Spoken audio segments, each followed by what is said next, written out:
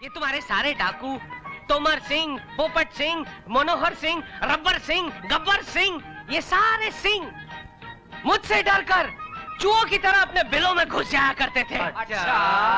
50-50 कोस दूर जब चंबल के बिहड़ों में किसी डाकू का बच्चा रोता था, तब उसकी माँ उसे कहती थी, सो जा बेटे, चुप हो जा, नहीं तो सब इंस्पेक्टर माथुर आ जाएगा। तो क्या बच्चे चुप हो जाते थे? चुप! अरे कई तो गूंगे हो गए। और आगे सवाल मत पूछना, नहीं तो तुझे भी गूंगा बना दूंगा। ये आजकल के चोर उचक्के टपोरी मुझसे क्या आंख मिलाएंगे? अजीत सिंह का नाम सुना है तुम लोगों ने? वो स्मगलर अजीत सिंह? कल मुझे दारू के अड्डे पर मिल गया, मैंने भी मौका नहीं छोड़ा, दबोच लिया उसे। पहले तो अकड़ने लगा, फिर जब माथुर साहब के 2-2 किलो के 2 हाथ 4 बार उसके चेहरे पर पड़े, तब गिड़गिड़ाने लगा, हेकड़ी भूल गया। रिश्वत की बातें करने लगा। मैंने कहा, अरे भैया, इतनी दौलत कहाँ है तेरे पास जो तू इस माथुर की ईमानदारी को खरीद सके? पैरों में पड़ गया, गिड़गिड़ाने लगा। माथुर साहब, क्या है बे? इंस्पेक्टर विजय साहब आए हैं। वो आपको याद कर रहे हैं। उलझ गया होगा, किसी केस में उलझ गया होगा। उसकी गुत्थी मैं सुलझा कर आता हूँ, तुम लोग यहीं पे रहना है। Good morning sir. आइए आइए माथुर साहब, कहाँ हैं आप? जी वो शेर के पंजे से शिकार छूट सकता है, लेकिन हमारे विजय साहब के पंजे से मुजरिम कभी नहीं छूट सकता। यही बात मैं एक अखबार वाले को समझा रहा था। बड़ा कॉन्फिडेंस है आपको मुझ पर? टैलेंटेड लोगों पर मुझे बहुत कॉन्फिडेंस है, बहुत इज्जत करता हूँ उनकी, उनके सामने कभी नहीं बैठता। बैठिए ना। बड़ी ना बात है, सीनियर जो है वो वर्दी पे लगे बिल्लों से सीनियर नहीं बनता। उम्र और तजुर्बा इंसान को असली सीनियर बनाता है। इसमें क्या शक है? वैसे बिल्कुल ठीक कहा आपने माथुर साहब। कल रात जो 4 लाशें हमारे इलाके में मिली थीं, उनके बारे में आपका तजुर्बा क्या कहता है? मेरा तजुर्बा ये कहता है कि उनके कातिल को इनाम मिलना चाहिए। अच्छा, क्यों? क्योंकि वो 4 जो थे ना, वो जुर्म की दुनिया के बहुत बड़े खिलाड़ी थे। और उनके मरने से पुलिस रिकॉर्ड की 4 फाइलें तो बंद हो गई। तो फिर आपके हिसाब से इस पुलिस स्टेशन को बंद करके किसी इनामी योजना का दफ्तर बना देना चाहिए। बुरा आइडिया नहीं है। अच्छा। Hello, inspector Vijay speaking.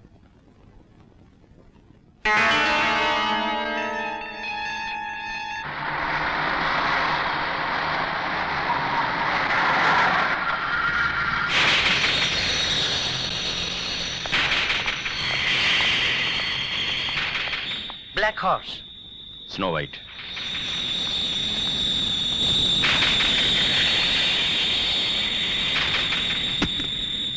Okay.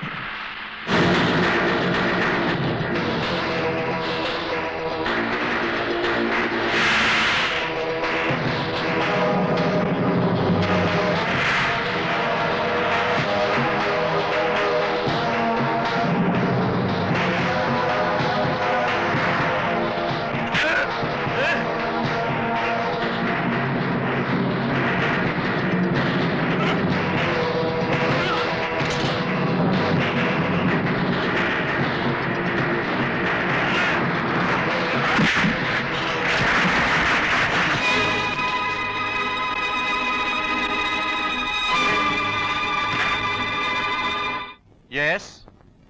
क्या? यह हो ही नहीं सकता। मेरी इजाजत के बिना कोई न्यूज बाहर नहीं जाएगी। देखिए मिस्टर, उन मासूम बच्चों के कातिल से उतनी ही नफरत मुझे भी है जितनी कि आपको। Don't waste my time. Ram Ram. सोचूं वो आदमी नहीं, कोई खूनी भेड़िया होगा जिसने फूल जैसे बच्चों को इतनी बेरहमी से कुचल डाला। राम कसम, अगर वो राक्षस मेरे सामने आ जाए तो मैं तो उसके टुकड़े टुकड़े कर दूं। कमिश्नर साहब, मनने तो लागे कि यस विजय। सर, बच्चों की लाशों को पोस्टमार्टम के लिए भेज दिया गया है। तब तक मैं प्रेस वालों को, टीवी वालों को क्या जवाब दूं? ऊपर से फोन पे फोन आ रहे हैं और अब तो प्रेस ने पुलिस के निकम्मेपन का मजाक भी उड़ाना शुरू कर दिया है। सर, हम पूरी कोशिश कर रहे हैं। हमने सारे शहर में पुलिस का जाल बिछा दिया है। बहुत ही जल्द कानून का हाथ कातिल की गर्दन पर होगा। मुझे यकीन है कि आप अपने मकसद में जरूर कामयाब होंगे इंस्पेक्टर साहब, पर मेरा कहना यह है कि मेरे उन मासूम और बेगुनाह बच्चों के कातिल के गर्दन में फांसी का फंदा डालने में आप ज्यादा देर ना करें। आप फिक्र मत कीजिए।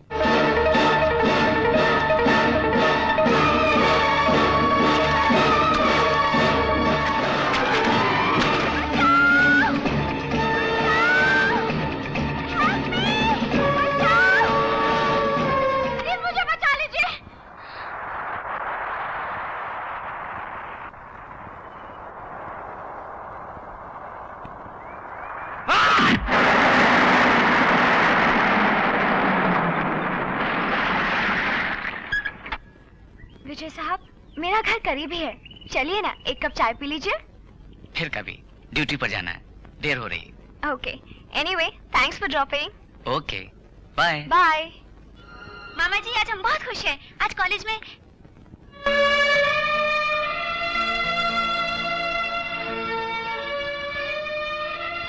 ये क्या मामा जी, आपकी आंखों में आंसू? कुछ नहीं बेटे, बस यूं ही एक बात याद आ गई थी।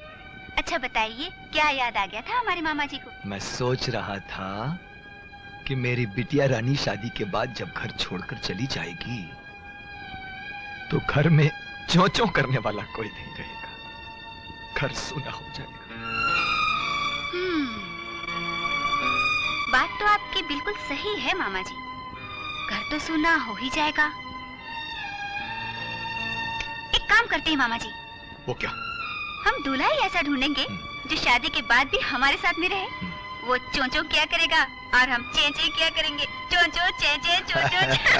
तारा, इतनी बड़ी हो गई पर अक्ल अभी तक नहीं आई।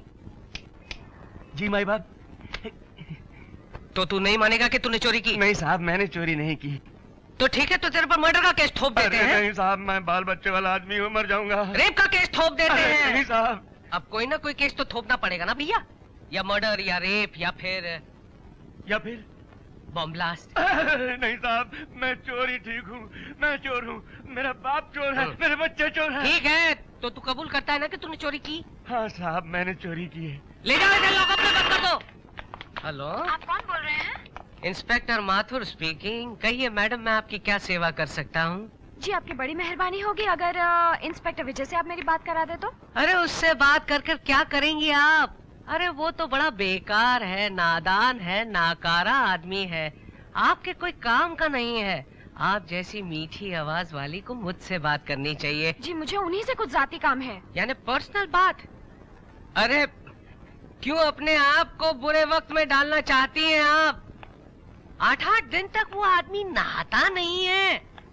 और तो और एक राज की बात बताऊं, ऊपर से बहुत जल्द हफ्ते 2 हफ्ते में उसे नौकरी से निकालने वाले हैं।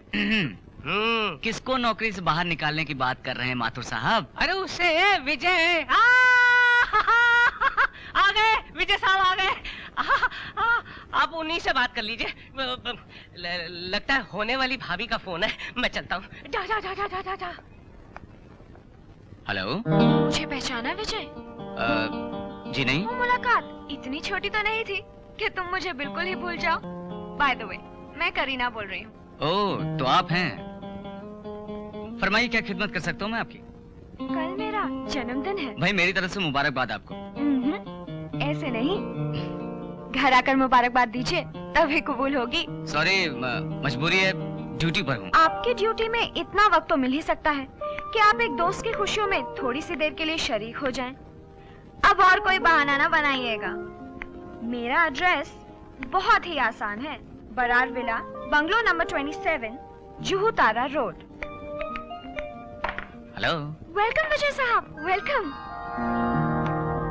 मेरा दिल कहता था, मेरा विश्वास मुझे धोखा नहीं देगा। अरे भाई, लगता है मैं कुछ जल्दी आ गया हूँ।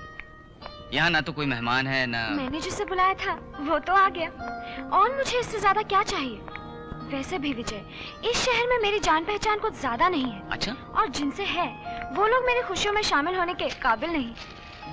Thank you very much. कम से कम आपने मुझे इस काबिल तो समझा कि मैं आपकी इस खुशी में शामिल हो सकूं। लेकिन करीना, सच तो यह है कि आपकी और मेरी जान पहचान भी कुछ ज्यादा तो नहीं। मैं तो आपको तब से जानती हूँ जब पहली बार मैंने अखबार में आपका फोटो और बहादुरी के चर्चे पढ़े थे। मैंने तो वो देखते ही कह दिया था कि करीना, तेरा आइडियल इंस्पेक्टर विजय ही है। सच? बल्लू ने इंस्पेक्टर के सीने पर जब गोली चलाई, तुम बीच में क्यों आई? क्योंकि विजय ने कपड़ों के अंदर बुलेट प्रूफ जैकेट पहन रखा था। पर तुम बीच में क्यों आई? वो गोली उसका कुछ बिगाड़ भी नहीं पाती, और मेरे घायल होने की वजह से विजय को ये शक भी नहीं हुआ कि हमला करने वालों से मेरा कोई संबंध है। तुम वाकई ही बहुत समझदार हो। इसी तरह उसे अपने हुस्न के जाल में उलझाए रखो। हम दुश्मन को ढील जरूर देते हैं, लेकिन उसे कभी माफ नहीं करते। बिग मैन, आप बिल्कुल ठीक कहते हैं। अपने दुश्मनों को ढील तो देनी चाहिए, लेकिन उन्हें जिंदा नहीं छोड़ना चाहिए। चलिए, आज की शाम अपने चाहने वालों के नाम।